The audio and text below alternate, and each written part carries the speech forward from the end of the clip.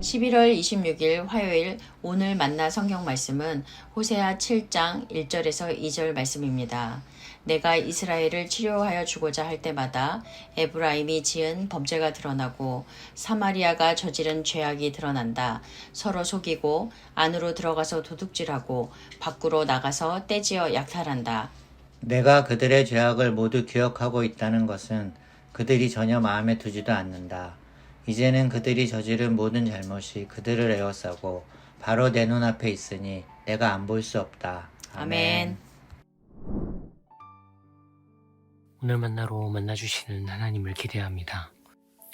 호세아가 소개하는 하나님은 이스라엘의 예언 전통에서 독특한 위치를 점하고 있습니다. 예언 문서들은 일반적으로 다음의 내용들을 공유합니다.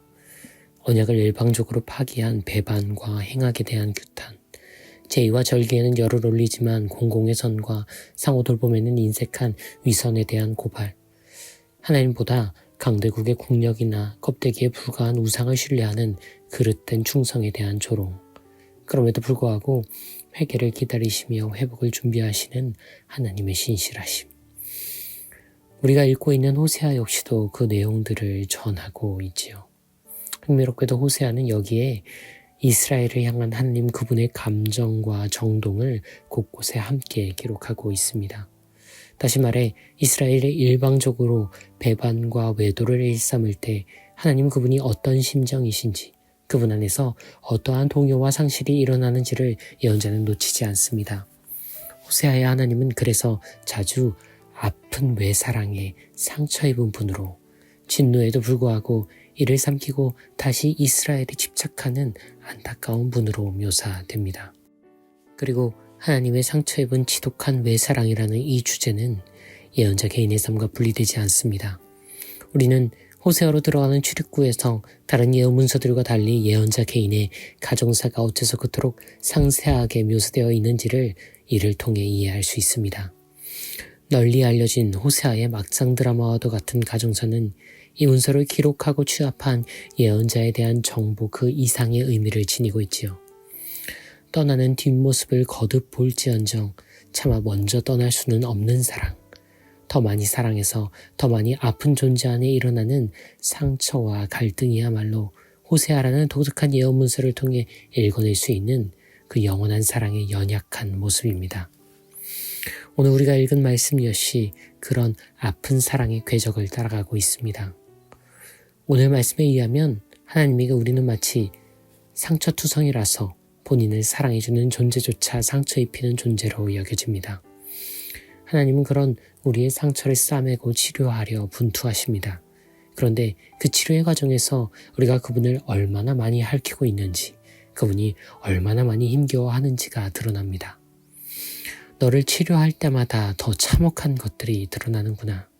안으로 파고들 때는 도둑과 같고 밖으로 나가 돌 때는 강도떼인 너 에브라임, 너 사마리아. 대표 지파명 에브라임과 수도 사마리아는 북왕국 이스라엘을 달리 부르는 애칭입니다. 하나님은 이스라엘을 치료하는 와중에 이스라엘이 얼마나 파괴적인 일들을 자행했는지 거듭 확인하십니다. 그들은 하나님 안에 몰래 파고 들어가 그분의 모든 것을 훔쳐서 달아나는 도둑이었습니다. 그들은 하나님이 안 보시는 틈에는 더 대담하게 무리를 이루어 때리고 빼앗는 강도들이었습니다. 그런데 이스라엘은 마치 아무 일도 없었다는 듯 행동합니다. 태연하게 다시 훔치고 간특하게 다시 빼앗으면서도 하나님께서 이를 모를 거라고 착각합니다. 하나님께 이를 숨길 수 있다고 우판합니다. 본인의 외도를 꿈에도 모를 거라고 믿고 거짓 출장 일정을 통보하는 남편을 보는 아내처럼, 학교폭력 가해자인 것을 감출 수 있으리라 믿고 새로 생긴 옷과 신발을 선물 받았다고 둘러대는 아이를 보는 부모처럼, 하나님은 사랑할 수 없는 그들을 사랑하기에 혼자 비명처럼 울부짖으십니다. 너는 아예 생각조차 하지 못한다. 내가 벌인 모든 일을 내가 전부 알고 있다는 사실을, 내가 벌인 모든 일을 내가 모두 기억한다는 사실을. 하나님이 우리의 죄를 기억지 않으시고 아예 없었던 일처럼 여기신다는 말씀을 우리 모두 참 잘 알고 있습니다. 하지만 우리가 잊지 말아야 하는 것은 하나님에게조차 용서와 회복은 자동 공정이나 공식 적용이 결코 아니라는 점입니다. 그분의 우리를 향한 지극하신 사랑은 때로, 아니 더 정확히는 항상 당신을 크게 상처 입히고 있습니다. 사랑이 무한하시기에 결코 상처 입지 않으시는 게 아니라 끊임없이 반복되는 상처에도 불구하고 언제나 다시 사랑하시기에 무한한 사랑이라는 점을 우리는 잊지 않아야 합니다. 그분이 그저 죄를 기억 못하시는 게 아니라 죄를 시인하고 죄책감에 괴로워하는 우리를 두고 볼 수 없어 당신의 영원한 기억에서 죄를 망각하기로 결정하시기에 그 죄가 영구 삭제된다는 점을 우리는 기억해야 합니다. 외도는 아예 잊지도 않은 것처럼 또 다른 미래의 기회를 모색하는 배우자의 얼굴에 그분은 가슴 깊이 절망하십니다. 학원폭력의 가해자이면서 한없이 무구하고 선량한 표정으로 식탁에 마주 앉은 자녀의 얼굴에 그분은 소리 없이 절규하십니다. 죄를 인정하지 않을 뿐만 아니라 더 잘 훔치고 더 잘 빼앗기 위해 그분은 물론 우리 자신마저 속이는 이 연극적 기만을 보시며 그분의 눈에는 차마 외면할 수 없어 선명해지기만 하는 무언가가 겹쳐 보입니다. 너를 보고 싶지만 너와 나 사이의 그 일들이 내 눈에 보이는구나. 안 볼 수만 있다면 그러련만 도무지 그럴 수가 없구나.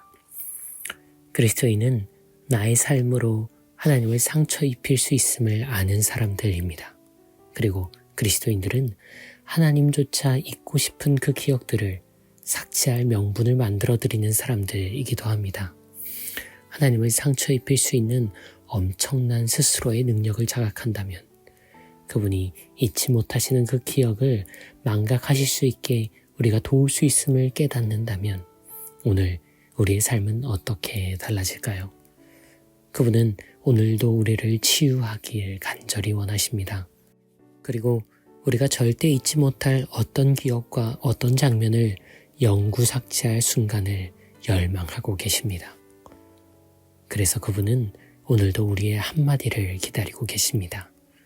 이 공허하고 기만적인 연극의 무대를 부수고 위대한 용서와 거룩한 망각을 부를 단 한마디. 저와 여러분이 이미 알고 있는 그 한마디를 이제 그분께 함께 아뢰보면 어떨까요? 주님, 잘못했습니다. 주님, 용서해 주세요. 이 한마디가 어려워 당신과 저를 속이고 용서와 회복을 한없이 유예해 왔습니다. 죄송합니다. 저희의 죄를 저희가 잘 아오니 인내하신 주님, 다만 죄인을 오라 하실 때에 저희를 불러 주십시오. 우리를 아파하시는 분, 그래서 품어주시는 분, 그리스도 예수님 그 이름으로 기도합니다. 아멘. 이제 두 가지 제목으로 기도합니다. 하나님의 아픈 마음을 기억하는 회개가 우리 안에 일어나도록. 이어서 참회와 사죄, 정직과 책임이 상실된 우리 사회의 현실을 끌어안고 통회하며 기도하신 후에 개인의 기도로 회개와 경건을 이어갑니다.